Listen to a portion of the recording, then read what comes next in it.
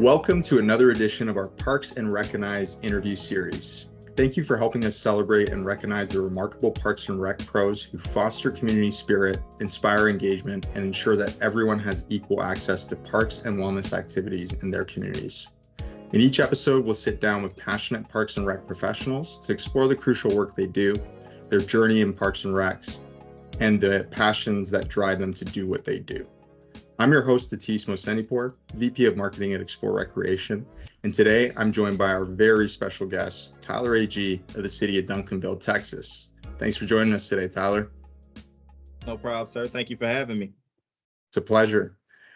Since these interviews are all about getting to know the Parks and Rec professionals that we interview, I always like to kick things off with a fun little icebreaker question. So my question to you is, if there's any period in time that you could travel to, past or present, what would it be, or when would it be, and why? I'm going to say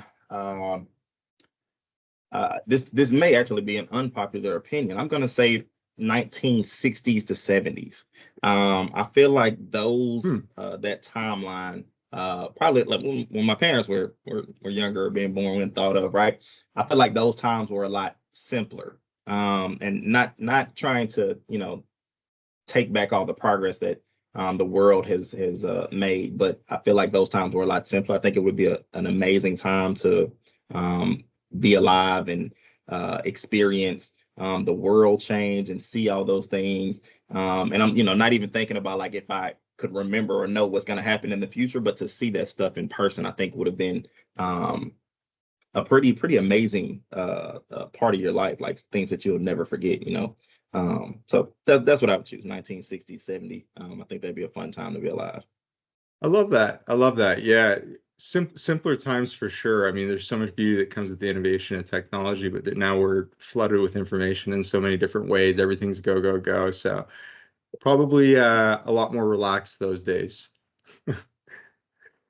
Hey, well, I've been lucky enough to get to know you over the past year through several events, NRPA, TRAP, some events we worked on together. But for those listening in today who haven't had the pleasure of meeting you, can you tell us a little bit about what you do and where you do it, Tyler? Absolutely. So currently, I serve as the Assistant Director for Parks and Recreation at the city of Duncanville. So what that is now I focus more so on the park maintenance side of recreation, right? So all of our outdoor facility maintenance, our park management maintenance, athletic fields, irrigation, horticulture, plant vegetation, litter control, is now up under me, which is a totally new role from what I spent most of my career doing, more so on the programming side of things, right? But now I love this side of the profession, right? So getting to know my staff, providing the service to the community, making sure everything is prim and beautiful and well kept, has been a learning experience at the very least, but definitely an eye-opening experience to understand how things are done on this side of the profession. So I've truly enjoyed it. Oh, that's so cool. And I know previously you were in more of a programming focused role. How long have you been actively working in Parks and Recreations? Oh man, so I started working in Parks and Rec, and I say working, I was probably 15 when I got my first job. But before that, I was always a rec kid. So I spent numerous years inside the rec center, inside the inner workings of community center operations. Before that, just happening to be there. But I started when I was 15. I'm now 31. So I would say about 15 years of experience in aquatics, rec programming, now facility park maintenance and operations. So quite some time, actually, quite some time. I wish all of those years counted towards retirement, but at this point in time, they're done. I'm still racking up. I'll be here a little while. Half your life in Parks and Rec. That's really special. And beyond that, as you mentioned, growing up in it, that's so cool. And it's so cool that you're getting to experience the different sides of it. For me, as somebody who's less directly involved, I've I come to increasingly appreciate all that goes into maintaining these things that we just kind of take for granted on a day-to-day basis, how prim and proper our parks are, the maintenance that goes into the playgrounds, the litter, the focus on maintaining and cleaning up the litter. There's so much goes into it, and it, really goes over a lot of folks' heads. So hopefully exercises like this are able to give folks like yourselves more shine and broader people more visibility into what goes into maintaining our communities. So having spent half your life in Parks and Rec and been in rec for much of your childhood as well, what was it that led you to a career in Parks and Rec? So I would have to give all of that credit to my father, Tommy Agee. So my dad, when I was growing up, he played professional football for the Dallas Cowboys, and after he retired from playing football, he was looking for other opportunities, and he took a position as a community center or recreation center supervisor. So ideally, when he started in that role, so did I. And from that point on, spending all my time with him in the summers, after school, on weekends, helping him with all the programs, that was kind of my in into Parks and Recreation. So just being with him, spending time with him, I thought I was just hanging with my dad. But ideally, what I was doing, it gave me an opportunity to learn those inner workings, soak up all the knowledge, see behind the scenes what it took to put on a lot of these events, programs, and different things like that. So I got to give him the biggest shout out for I guess getting me started down this path in Parks and Rec. So That's so special. That's really cool to hear. So I'm a very firm believer that Parks and Recreation professionals are the heartbeat of communities everywhere. I mean, you kind of demonstrated this already through growing up in this environment, but can you tell us a little bit more about what community means to you specifically? Oh, absolutely, absolutely. So I'm gonna piggyback a little bit more off of my dad growing up in Parks and Rec.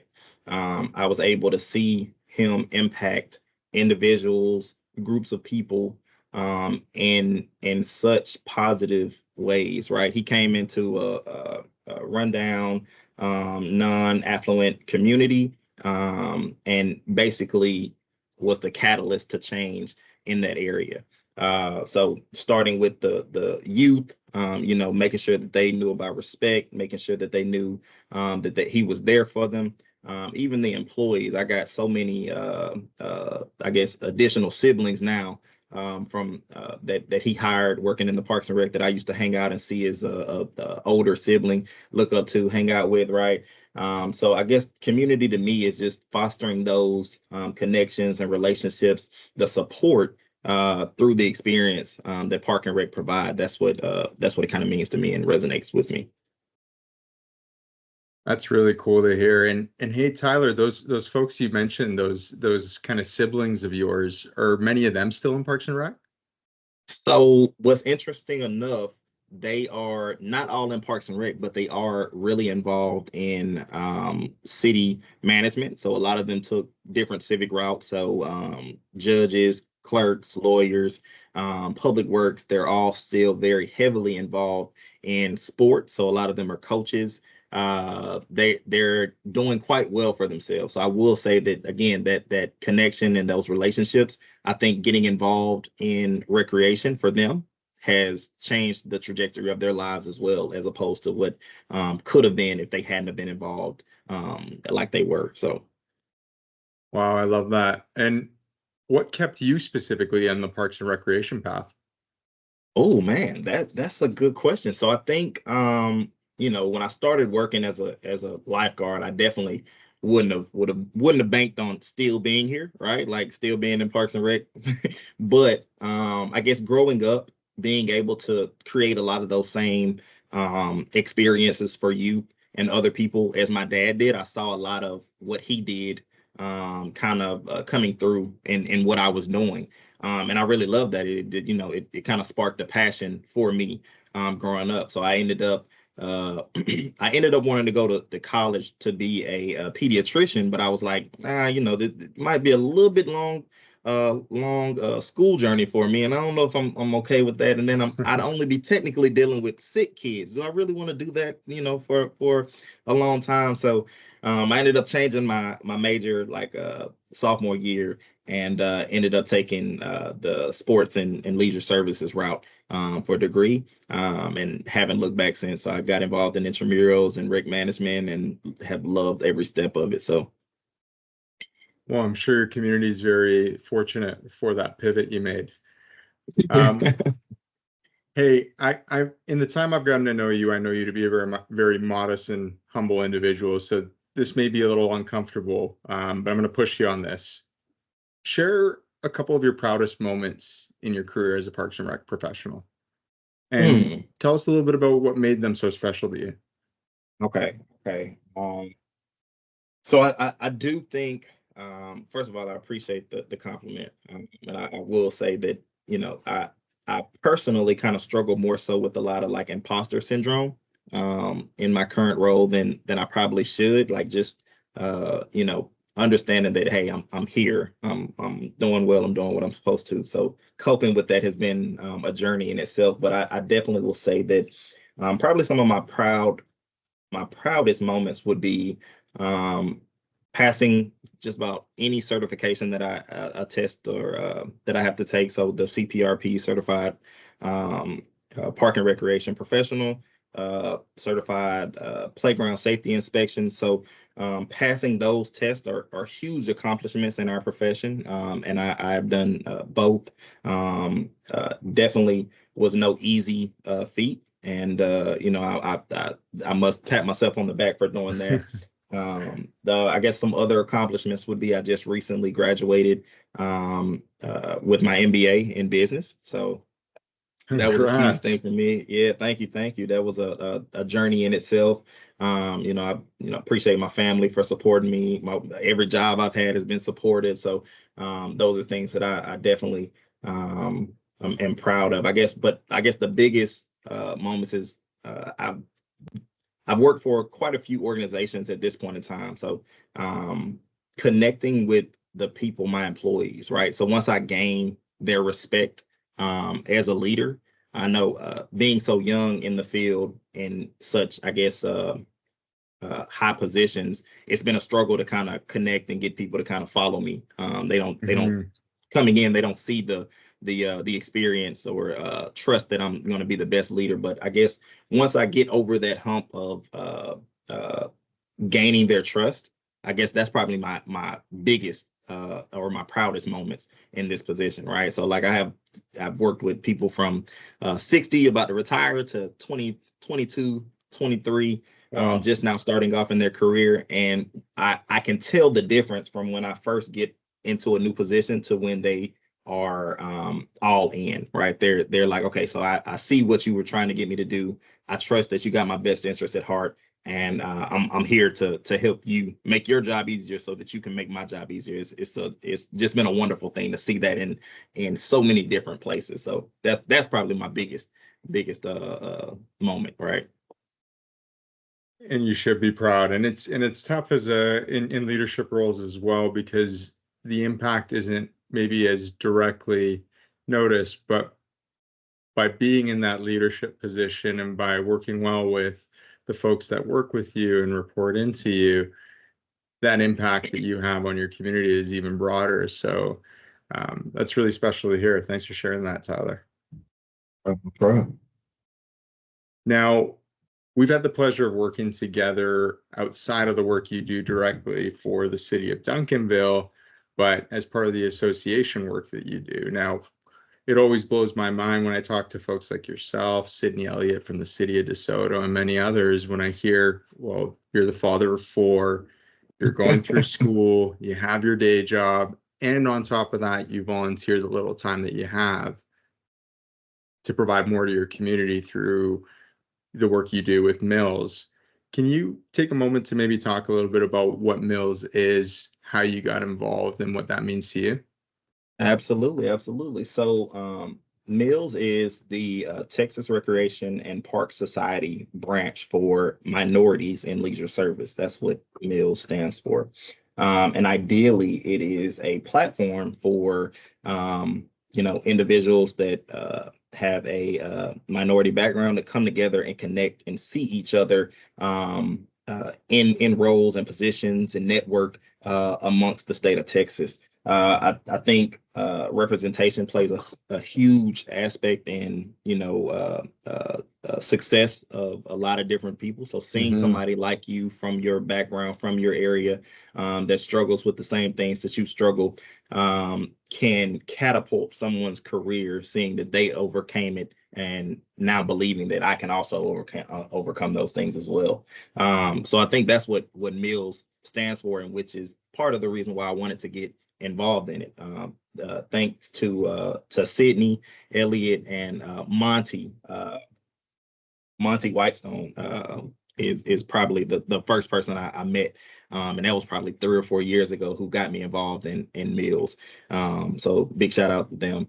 And I mean, big shout out to all of you, right? Because again, time is scarce, and it just kind of goes to show how you folks are wired, that community is everything. Because now it's not just the community that you serve in the Duncanville region and surrounding regions, but it's also supporting your community of peers in Parks and Rec and helping elevate each other. So it's really inspiring, and I'm glad to have witnessed a portion of that at the last Traps annual conference this past year.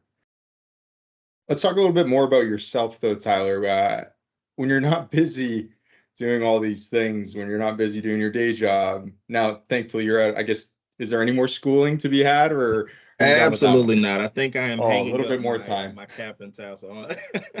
That's good, at least. But with the little time that you have between volunteering and all that, what can we expect you to be doing during your very little spare time?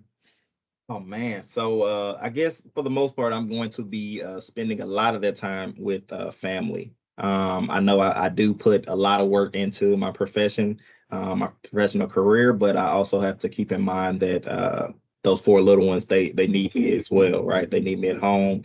And I am ecstatic to be involved in their lives. I love being a father, love being a husband. So those are 2 things that I definitely want to pour into, if not more than I actually pour into my career. So luckily for me, I have a very understanding family that, the things I do at work impact the community as well. But also, giving as much time and effort to them as well, participating in PTA and being there for sport events and plays and dance recitals and stuff is definitely been pretty amazing as well. So I enjoy all of those things. So that's probably what I'll be doing most of. If not kicking back, watching some TV, talking to friends or something like that.